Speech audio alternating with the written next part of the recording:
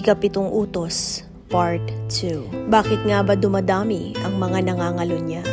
Pangatlo, kakulangan sa komunikasyon sa mag-asawa. Hindi marunong mag-usap. Lagi silang busy. Wala nang intimacy. At dahil walang connection, maghahanap ng comfort sa iba. Mas naiintindihan pa ako ng ibang tao kaysa sa asawa. Yan ang mga linyahan ng kulang sa komunikasyon sa asawa. Pang-apat, selfishness at instant gratification.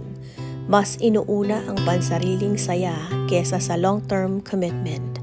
Ayaw ng effort, ayaw ng tiis. Gusto palaging landian at maraming kilig. At panglima, kulang sa emotional and spiritual maturity. May mga taong hindi pa emotionally healed or spiritual rooted. Kaya kahit may pamilya na, madali pa ring bumigay sa tukso. Dumadami ang nangangalunya dahil padami ng padami ang nakakalimot kung ano ang tunay na halaga ng kasal, tapat na pagmamahal at pagkatakot sa Diyos. You like this kind of content?